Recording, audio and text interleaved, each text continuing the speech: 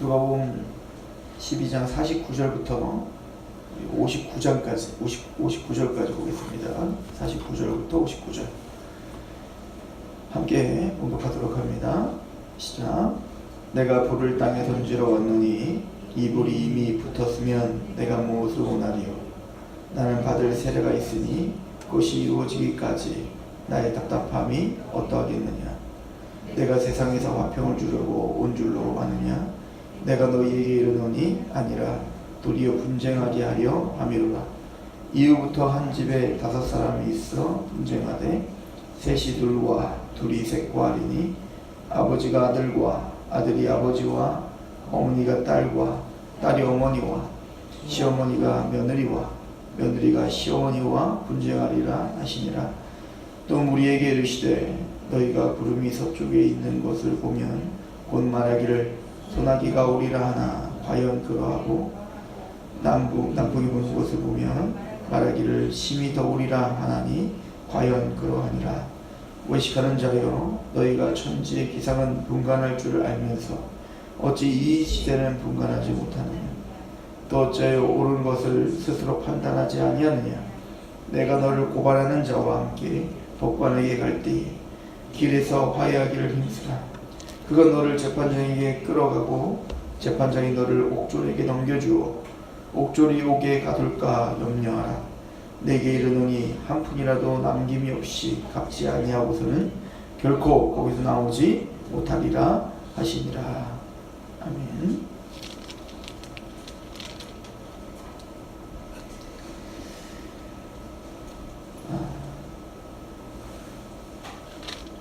예수님께서는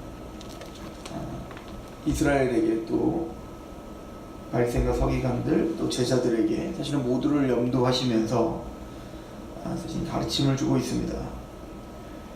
주님께서 12장 33절에 보면 너희의 소유를 팔아 구제하여 낡아지지 아니하는 배낭을 만들라. 곧 하늘에 둔 바 다함이 없는 보물이니 거기는 도둑도 가까이 하는 일이 없고 좀도 먹는 일이 없느니라.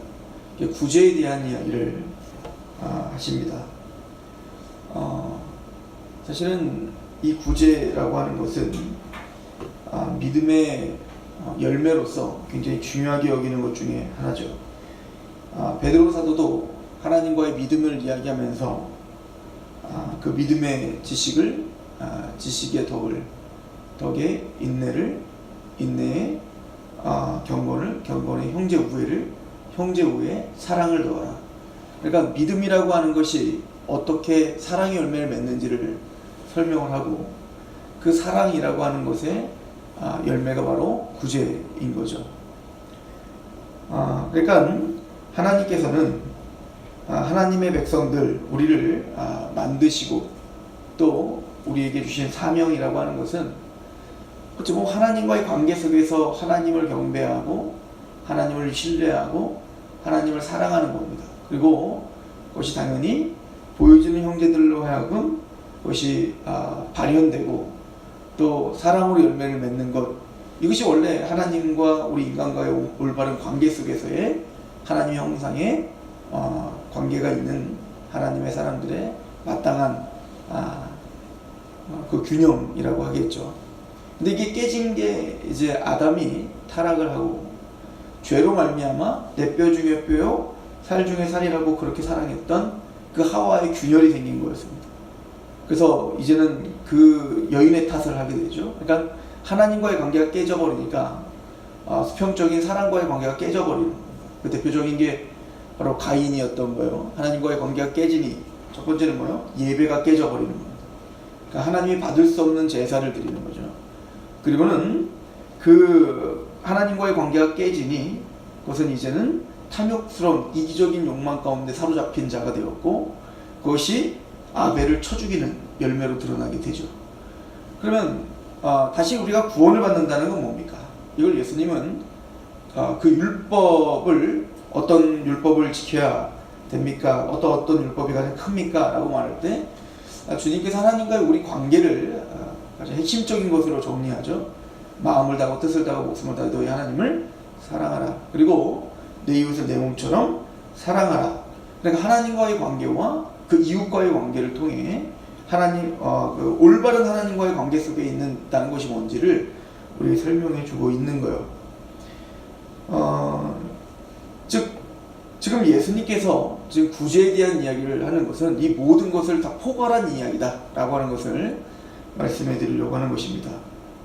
그러면 하나님의 백성들이란 바로 그 구제 열매, 그러니까 단순히 구제하기 사업을 하고 구제하자라고 운동을 말하기보다는 하나님과 관계 속에서 그렇게 사람을 사랑하고 또 그런 열매를 맺는 것이 하나님의 백성들이며 이미 하나님 나라가 임한 사람들의 특징이다 라고 하는 걸 보여주는 거죠. 왜냐하면 지금 누가복음이 그 전까지의 싸움은, 지금까지의 싸움은 어떤 싸움이었냐면 예수님이 누구인지에 대한 싸움이었다고요. 예수님이 이 땅에 왜 오셨는지, 그래서 나병 환자를 고쳐주시고 열병 환자 고치고 중풍 환자를 고치면서 주님은 우리 인간들이 어떤 지금 문제 가운데 있는지를 보여줬다고요. 우리는 나병 환자입니다. 즉 부정 환자였고, 또 우리는 심판받기 합당하며, 또 중풍 환자처럼 우리는 사실 자유하다고 말하지만 죄와 사단의 노예처럼 그렇게 얽어매어진 인생을 살았습니다.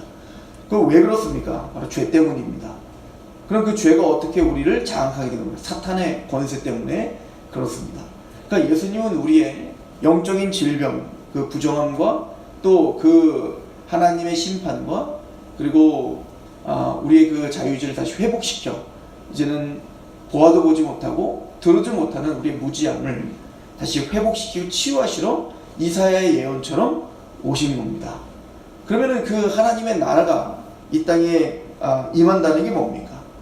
그것은 바로 심령이 가난한 자가 되는 것이고, 또 애통하는 자가 되는 것이고, 주를 위해서 기뻐하는 자, 또 주님을 의식하는 자가 되는 것입니다. 그러면 우리가 뭘 해야 되는 겁니까? 바로 깨어서 그렇게 우리는 구제하는 자가 되어야 됩니다. 그러니까 이것은 이 땅에 매몰되어 사는 사람이 아니라 하늘의 보물을 쌓아두는 삶을 사는 사람입니다. 하늘을 바라보는 사람입니다. 라고 하는 것을 이야기하며 우리는 이렇게 허리에 띠를 띠고 등불을 켜고 서 있는 사람들이다 라고 하는 것을 이야기하고 있는 것이죠. 이렇게 이야기를 하신 후에 41절부터 12장 41절부터 보면 우리는 그래서 때를 따라 양식을 나눠줄 자다. 이거는 1차적으로는 제자들일 수 있고, 또 그 제자들에게 복음을 들은 우리일 수 있죠. 즉 우리는 하나님의 청지기로서 하나님의 주권 안에 맡겨진 그 인생으로서 우리는 청지기의 삶을 사는 거예요. 사실은 내 소유가 아니라 하나님 소유입니다를 인정하는 사람이라는 거죠. 그래서 언제든지 주인이 와서 들이닥쳐서 우리는 주인의 것을 가지고 때를 따라 양식을 나눠주는 자. 무슨 얘기죠? 이 양식을 나눠준다는 건 하나님의 사람들에게 우리는 나눠주는 자인 거예요. 그러니까 꼭 내 것처럼 나눠주고 있지만 사실은 그건 누구 거라는 겁니다. 하나님 거거든요. 그러니까 우리는 지금 이게 구제와 연결돼서 이야기되고 있다는 사실을 우리가 본다면, 하나님의 소유권을 인정하는 청지기로서 우리는 오늘도 그들을 때를 따라 먹이고 입히고 때를 따라 나눠주는 그런 청지기의 삶을 사는 자다. 그런데 언제 주님이 오실지 모르는 거죠. 그러니까 우리는 어떻게 그렇게 나눠주는 자가 되어야 되냐면, 주님께서 들이닥쳤을 때, 주인이 이제 왔을 때, 만약에 주인이 언제 올지 모른다고 하여 내 것을 가지고 먹고 마시자, 놀자 라고 하는 것으로만 쓰고 있다면, 또 때로는 그것을 가지고 서로 그렇게 섬기며 그렇게 사랑하고 구제하고 섬기라고 우리에게 주셨는데 그걸 가지고 막 내가 그 가진 것을 권세를 삼아 때리고 그를 모욕하고 조롱하고 있다면, 그때 주인이 들이닥쳤을 때 그를 어떻게 처우하겠는가 라고 하는 문제인 거죠.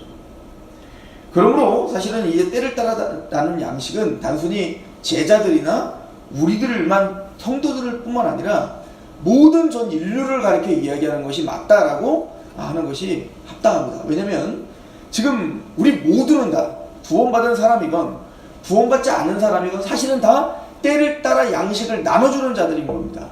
즉 하나님의 소유, 하나님의 주권 가운데 우리는 살고 있기 때문에 우리는 모두가 다 하나님의 청지기로서 살아야 될 사람들이고요. 모두가 말입니다. 그런데 하나님의 주권을 인정하지 않고 하나님이 이 땅에 다시 오실 것, 예수님이 재림하실 걸 인정하지 않으므로 책망받는 종은 이제는 교시 내 소유인 줄 알아? 그렇게 사람들을 때리고 발시하고 나눠주지 않고, 또 어떤 사람은 그것으로 서로 이 땅에서 즐기자 하는 것으로만 쓰고 있다면 그가 받을 심판에 대한 것에 대해서 이제는 어찌 그가 그걸 감당하겠는가 라고 하는 것을 우리는 봐야 된다는 얘기입니다. 왜 그러냐면 오늘 본문이 그걸 지지하고 있기 때문에 그렇습니다. 오늘 본문은 심판에 대한 이야기를 하고 있고, 그 심판은 바로 예수님의 십자가와 부활과 직결된 이야기입니다. 49절에 내가 불을 땅에 던지러 왔더니 이 불이 이미 붙었다. 불의 이미지를 사용합니다. 사실은 불의 이미지는 두 가지를 함축하고 있어요. 첫 번째는 심판입니다.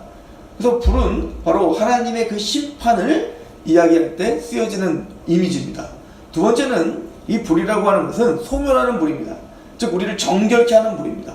그러니까 이 불은 예수님께서 이 땅에 오신 목적이 이거라는 거예요. 불을 던지러 온 겁니다.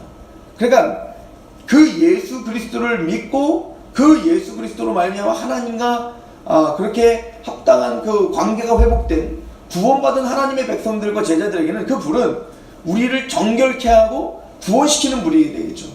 그러나 그 불은 이제는 그 하나님과 예수 그리스도를 믿지 않는 자들에게는 심판의 불이 될 것입니다. 그래서 그 불은 정확하게 이 세상을 둘로 딱 나눠지게 할 거예요. 다른 편에서 보면 양과 염소로 나눠지게 할 것이고, 오늘 말씀에 보면 50절에 나는 받을 세례가 있으니 그것이 이루어지기까지 나는 답답함이 어떠하겠는가. 내가 세상에 화평을 주러 온 줄을 생각하느냐. 내가 너에게 이르니 아니라 도리어 분쟁하게 하려 함이라. 정확하게 갈라지게 하기 위하여 예수님이 왔다 이겁니다. 그래, 예수님이 받을 세례, 이게 뭐죠? 바로 십자가를 말하는 거예요. 내가 받을 잔, 고난의 잔, 십자가와 그리고 부활을 이야기하는 것이죠. 그런데 예수님께서 십자가의 지심으로 이 세상은 둘로 딱 나눠지게 될 거라는 거예요. 주님 화평하러 온 게 아니라 갈라지게 하러 왔다 얘기인 거죠. 그리고 52절에 이후부터 한 집에 5사람이 있어 분쟁하다. 셋이 둘과 둘이 셋과 하리니 아버지가 아들과 아들이 아버지와 어머니와 딸과 딸이 어머니와 시어머니와 며느리와 며느리가 시어머니와 분쟁하리라. 즉 둘로 나눠지는 거예요. 그 예수님의 십자가를 통하여 그 심판의 불로 받아들이던가 아니면 그 십자가를 통하여 정결케 되던가 둘로 나눠지는 거죠.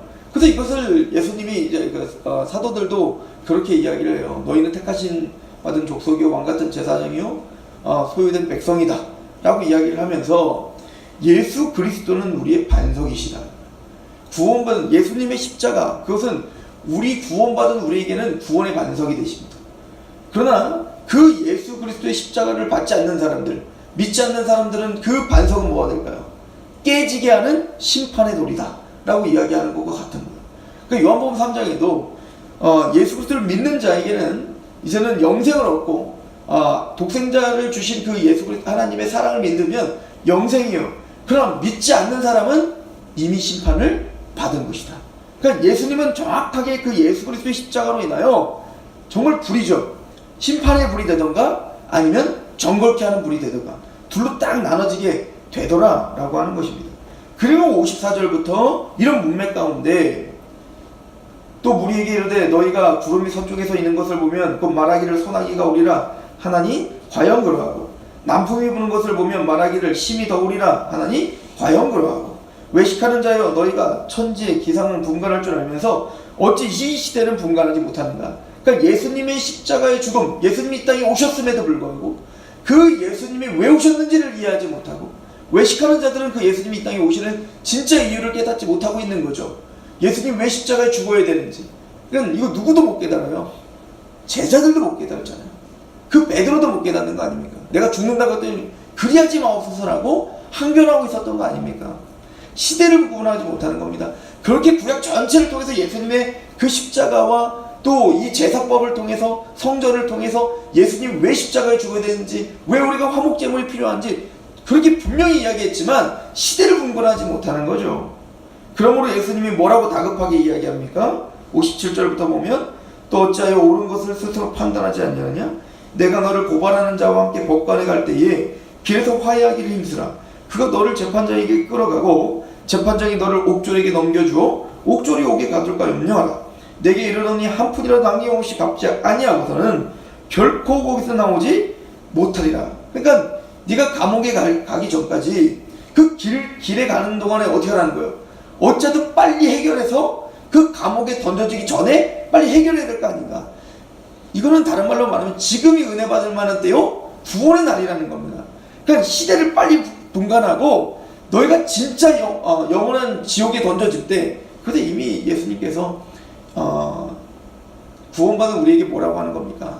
너희들은 너희 육체를 죽일 사람을 두려워하지 말고 너희 영혼을 영원한 불못에 던질 영원한 파멸로 가게 할 하나님을 두려워하게 하라, 이런 얘기 아닙니까? 그러니까 지금 이 시대는 급박한 시대다 이거예요. 지금 예수님은 불이 던져진 거예요. 우리에게는 이제 불이 던져졌죠. 십자가에 이미 죽으셨고 부활하셨으니까. 불이 이미 던져졌으니까 너희들 시대를 빨리 분간하고 영원한 불못에 던져지기 전에 빨리 너희가 지금 은혜 받을 만한 때요 구원의 날인 지금 빨리 타협을 하든 뭘 하든 옥에 던져지지 않도록 너희가 빨리 해결해야 되지 않겠는가. 니들이 정말로 옥에 던져지면 감옥에 가면 그 모든 죄값을 다 치르기 전까지는 나올 수 없는 거예요. 그 얘기는 뭐냐면 영원히 못 나온다 이거예요. 우리의 죄값을 어떻게 치릅니까? 그러므로 그 전에 빨리 너희는 회개하고 돌이켜라, 이 얘기를 지금 급박하게 이야기하고, 지금 우리가 살고 있는 이 시대가 얼마나 급박한 시대며 또 얼마나 중요한 시대인지 그 시대를 분간하지 못하는가 라고 예수님은 이야기하고 있는 겁니다. 우리가 살고 있는 시대는 이미 불이 던져진 시대입니다. 그 불은 예수 그리스도의 십자가라고 하는 이 복음의 불은 어떤 이에게는 정결케 하는 구원의 도구가 될 것이지만 어떤 이에게는 심판을 명하고 있는 것입니다. 그렇죠? 그러므로 우리는 그런 급박한 상황 속에 우리가 하는 것은 바로 때를 따라 양식을 나눠줄 자가 누구입니다 라고 하는 말씀은 우리에게 좀 더 선명하게 그 말씀의 의미가 무엇인지 우리에게 보여지게 되는 것이죠. 허리에 띠를 띠고 등불을 켜고 서 있으라.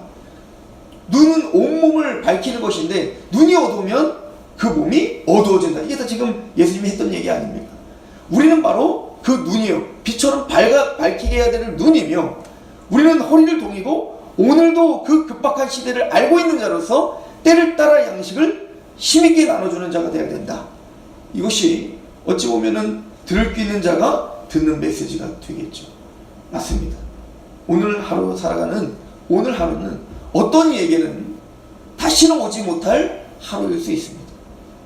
오늘 우리가 살아가는 이 날은 주님이 오늘 당장 오실 수 있는 급박한 날일 수도 있습니다. 우리는 시대를 분간하는 사람들이며 때를 따라 양식을 나눠주는 자이며 그리고 허리를 동이며 빛을 비춰야 될 자임을 예수님 우리에게 말하고 있습니다. 어떻게 살아야 될까요? 무엇을 위해 살아야 될까요? 고민하시는 저는 되기를 축원합니다. 기도하겠습니다. 하나님 아버지, 너무나 감사합니다. 시대를 분간할 줄 아는 우리가 되게 하옵소서. 주님이 어떻게 인내하고 계시며 오늘도 하나님이 어떤 심정으로 우리가 살기를 원하는지를 아는 하루가 되게 하시옵소서. 때를 따라 양식을 나눠주는 자요, 허리에 띠를 띠고 등불을 켜고 서 있으라는 명령을, 그 하나님의 애타는 우리를 향한 그 권면을 오늘도 마음으로 새겨 그렇게 오늘 하루 주님이 오실 것처럼 살아가게 하시옵소서. 예수 그리스도 이름으로 감사하며 기도하옵나이다. 아멘.